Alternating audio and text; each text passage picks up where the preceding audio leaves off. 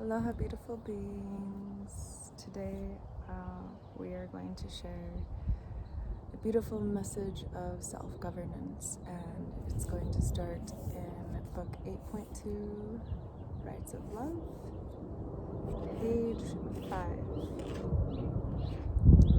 where grandfather is speaking to Vladimir, and he says, "Don't you understand, Vladimir? All the answers to the questions you raise should be given birth within yourself and with everyone who joins you in creating the party's structure, family domains. Sure, I can give you a hint, but tomorrow someone else will give you another hint, and then a third, and you won't act. All you'll do is focus your attention on the hints. Go right, go left. You'll all go forward and then backward again, or keep going round in circles because of the laziness of your minds. For this, you can fast, you can get out in nature and meditate. It is very easy to go within, and I highly suggest it. And learn how to feel your body and the answers, and to feel God coursing through us, always." I strongly resented this latter phrase over the years since my first meeting with Anastasia. I've been stretching my mind to the limit day and night, says Vladimir. Maybe it's starting to overheat from the constant stress of the work. I've published 8 books now and have often taken to contemplating what is written in them myself. Sometimes I found myself pondering the accuracy of particular phrases time and time again, and surely the old fellow must know all about this. Even though my resentment was starting to become inflamed, I managed to restrain myself, explaining, "Indeed, it seems as though everybody thinks and reflects, and various political systems are set up, communist, democratic, centrist, but as someone once said, no matter what party we aim to create, it all ends up looking like the Communist Party's Central Committee." That's very true. That's what I've been telling you. You're going round in circles because of the laziness of your minds. What's laziness of mind got to do with it? Maybe it's simply that not enough information is available. So, there's not enough information out there, and you've come to me to get it, eh? But if your mind is lazy, you'll be able to make any sense of it?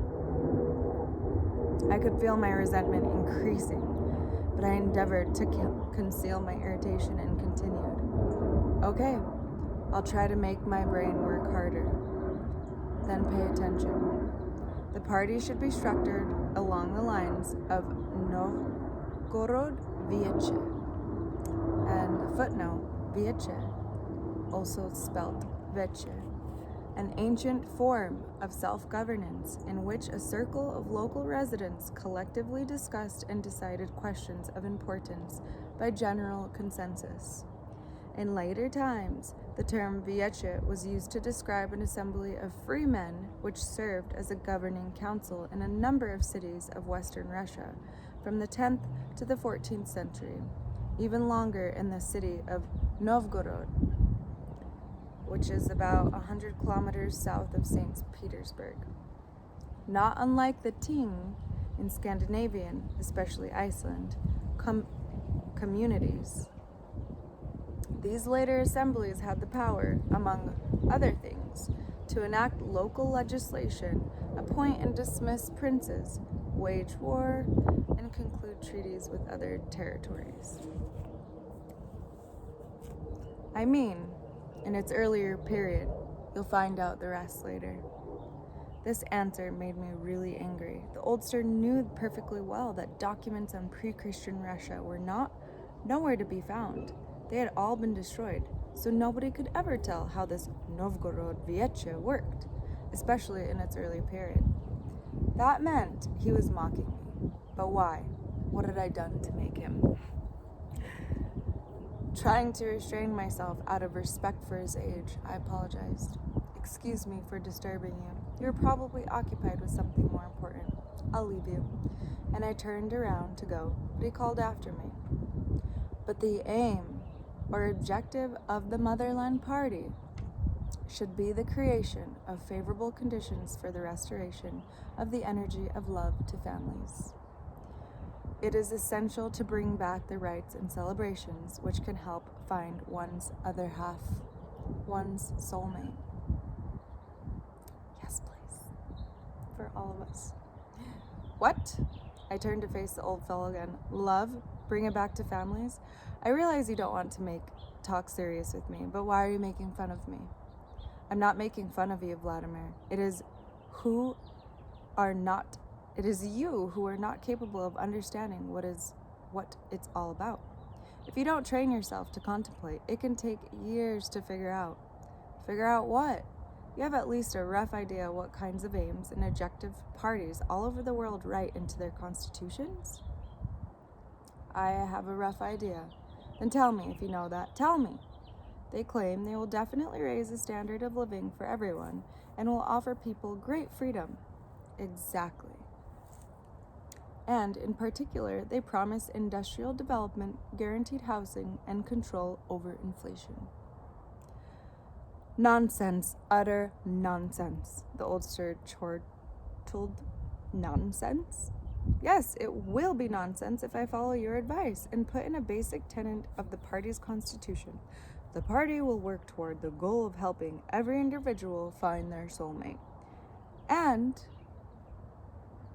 grandfather adds, the party will restore to the people a way of life and rights capable of preserving love in families forever. What on earth are you talking about? You want me to make a laughing stock of me in front of everybody. Questions like this, like searching for one soulmate, that is what marriage agencies do on a commercial basis. If I include statements like that in the party's platform, it'll end up being not a party, but a dating service. And as for love and families, well, that's a personal matter for families, and no political party has the right to interfere in family affairs. That's none of the state's business. But don't you tell me your state isn't made up of families. Aren't families the basis of any state? They are. That's why the state is obliged to raise the standard of living, both for families and for individual citizens. And what then? The old fellow snapped. By raising the standard of living in the country, will you then restore to love a great many families? Will you then restore love to a great many families? I don't know, but it is accepted that states should care about the welfare of their citizens. Vladimir, ponder for a moment what the word welfare means. Calm down and delve into its meaning. Now I'm going to say it just a little differently. Well-faring, or faring well, is a state of well-being. If you think about it, you'll realize that love alone is capable of raising any man's well-being to the highest possible level. Not money or palaces, but only the feeling given to man by the Creator, the state of love. Love is the essence of the cosmos, living, thinking with an advanced intellect. It is power, and it is no wonder God was so excited about it, giving it great energy as a gift to man. And man, footnote, throughout the Ringing Cedars series, the word man, with a capital M, is used to refer to a human being of either gender.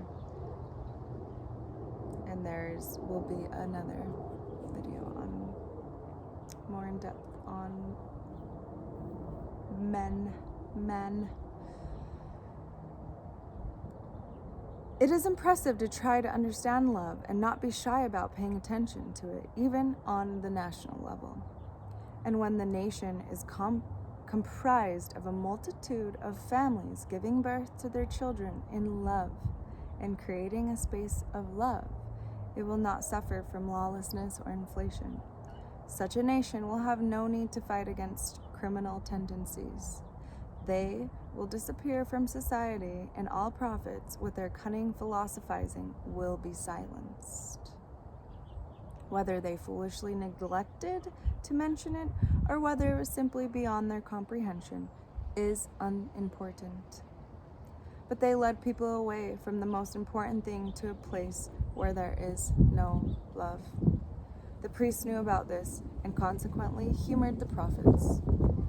For centuries, mankind had been creating rites in aid of life and love. Whether these rites were suggested by the Creator or the people's own wisdom had perfected them is unimportant. They, in fact, over the centuries, created a state of well-being and helped young people obtain love and joy in perpetuity. None of these rites was characterized by occult superstitions as today. Each one served as a school of higher learning and examination by the universe. Anastasia told you about the Vieche wedding rites that dates back centuries. You mentioned it in just one of your books. Vieche, referring to people prevalent in pre-Christian Russia, from which Anastasia is descended. If you want to know, Book 6, Chapter 4, A Dormant Civilization. Ved is a Slavic root signifying awareness or to know.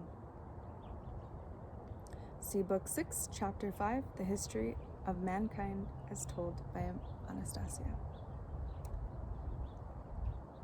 You mentioned it in just one of your books, but it deserved to be mentioned in every book.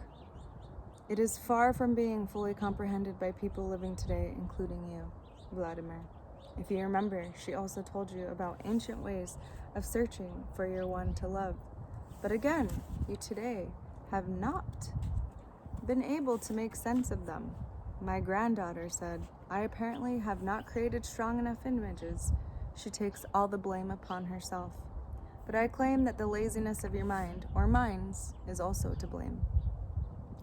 Let the best learned men study the Vieche wedding rite letter by letter.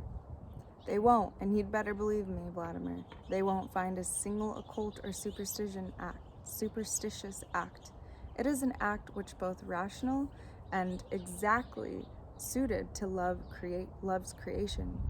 Compared to it, you will see how absurd are today's wedding celebrations, traditions smacking of occultism and superstition. You must realize that Anastasia knows immeasurably more than she tells you. Her acts, her logic, her behavior are not immediately understood even by the priest, who subsequently can only marvel at what my granddaughter has done. Inquire of her and inspire her with your question.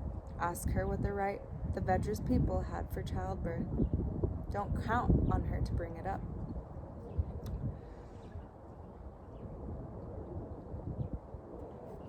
So there's also more on the Vieche.